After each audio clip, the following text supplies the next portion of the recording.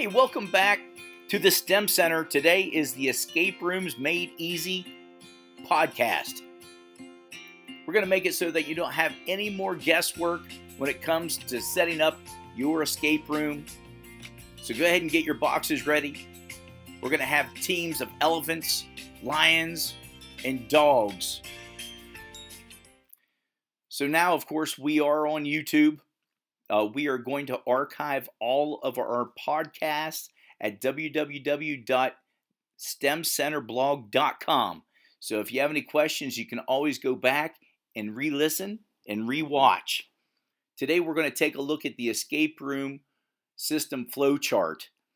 All of the black boxes that you can see in the diagram on your screen on YouTube, all the black boxes are actually breakout boxes.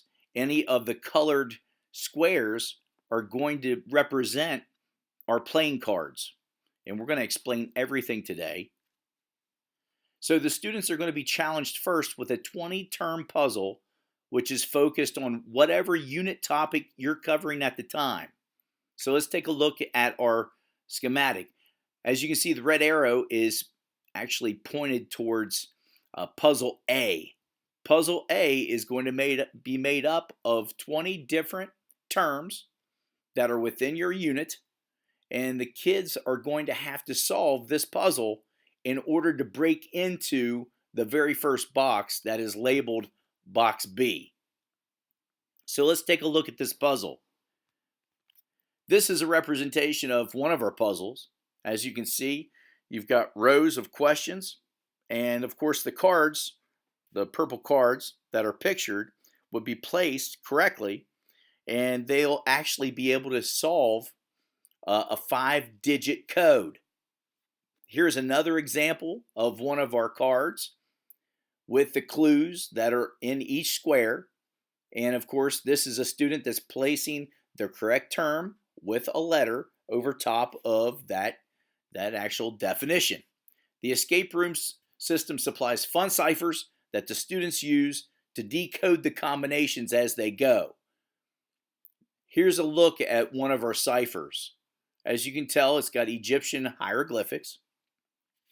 The red arrow is pointing towards a plus.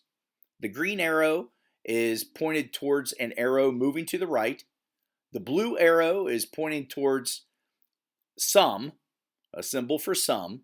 And then the orange arrow is pointed towards divided by 2. So this is an example of our cipher. And what the kids have to figure out is that the numbers that are on each card are added to the right, and then the sum is divided by 2. It's that easy. And what you're going to find is there are students within the groups that are going to be able to work through this process. They actually have a gift for this. So here's an example right here where a student is working through the problem. You can see that they're adding the numbers to the right, and they're dividing it by 2, and then they're getting the code.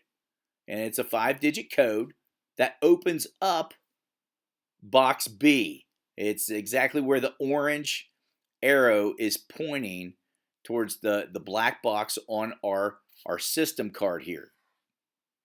So what can you use as far as box B? I simply use an old toolbox. And here's a picture of the toolbox that I use. I actually just chain it up and put a 5-digit lock on there. And once the kids get the combination, they can access that box. The combination is used to gain access to these initial clue cards. So our clue cards are inside the box. And what the students are going to find are the green cards, the red cards, and the yellow cards. Now the red cards are going to have 12 cards, and each card has a question on it that has multiple choice answers, A, B, C, or D. Now on our schematic, the red arrow is pointing towards C. That represents those cards. Okay? Right next to C is D. Those cards are going to be green cards. And there's going to be 12 of those cards as well. And it's going to be multiple choice. And of course, it's going to be A, B, C, or D. And of course, this is also represented on our flow chart by the green D. And then we have our yellow cards. And the yellow cards are also represented on our flow chart. And the flow chart shows you that the yellow cards will open up box H. All of this can be recorded on the answer sheet that's provided within the escape room. The students must break into their own boxes and retrieve the clue cards to open each of the boxes. So another fun cipher that the students will use for the next phase of the escape room is shown right here. So you have A, which is the yellow arrow, is showing the elephants moving to the right. So you actually have 3 elephants, okay, and they will be shown that there's an addition sign there, and the sum, of course, it's being pointed to by the blue arrow, and then it's divided by a certain number. On this card, it's 3. And then B is the dogs, and C are the lions. As you can see on our flow chart, the next box, the red box, is labeled F.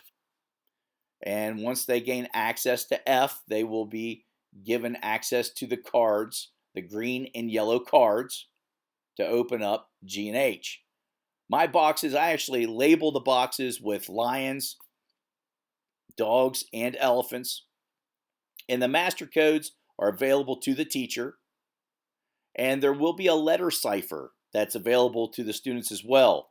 As you can see, A, B, C, and D that are in Greek letters will be represented by numbers and Roman numeral numbers, and the kids are going to have to decipher those, but you, the teacher, are going to be given those codes within the escape room. And this is an example of that, the answers in cipher for Science Escape Room. And this is the red lockbox. As you can see, they're grouped into 3 sections of 4 questions.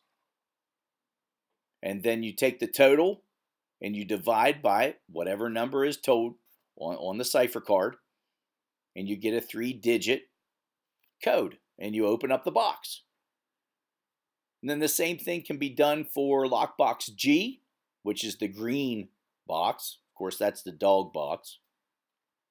And I actually put a dog label on it and a green code on that box.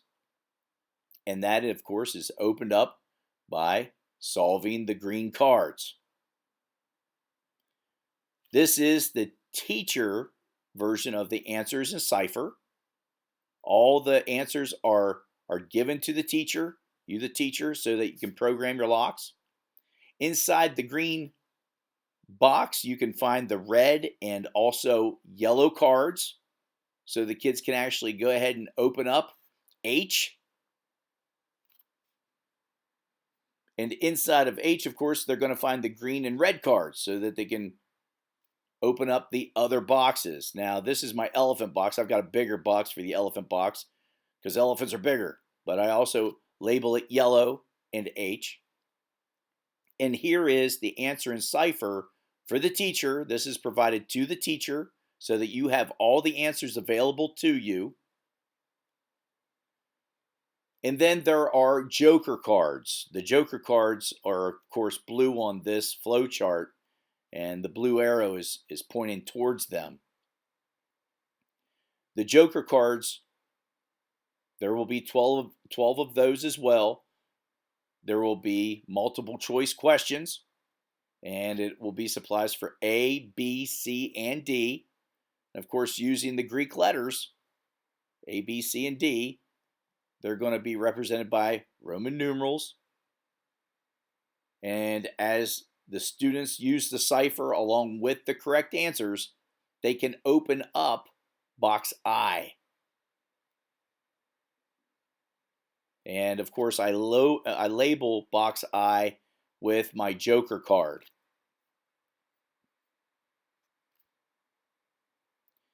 As you can see, I use a box that has a combination built in as far as for my Joker. It just makes it a little bit different. Using the Joker cipher, the students gain access to the final clues. And of course, we have this Joker cipher right here, and it's pretty easy to use, just like the others. And you, the teacher, are supplied with the answers, an answer card, and the code, so you can pre-program your locks. Here's the example of your cipher. And of course, we have the purple box, which is K, and inside of it is the homework pass. Okay, so many people might be saying, I love the idea, but there's so many things to do. You know, I have originally, when I first started using breakout boxes and escape rooms, I used envelopes, but I graduated to different boxes. And these are the boxes I use. And of course, you can see the labels. I have also employed these little gadgets. They are lock boxes that you can put onto the wall, and you can actually program them for up to 5 digits. I've also used black lights within my room to hide clues. As you can see, there's clues how to open up the yellow box. There's clues to open up the red box and also the green box. And this is extra. You know, you don't have to do this, but it's fun. And the STEM Center is putting out escape rooms for just about every possible topic you can think about. It's just a fun way for kids to learn. And it's very engaging, and it's very collaborative. A lot of the kids, you know, if they're not good at the content, they're good at figuring out the puzzles. If they're not good at figuring out the puzzles, maybe they're good at the content. So in the future, if you need any help whatsoever for these escape rooms and breakout rooms, come back to the STEM Center, click on this link, and listen to this presentation again. Again, we're going to be archiving these sessions so that you have them at your disposal. We look forward to seeing you here back next week. And until then, have a good night.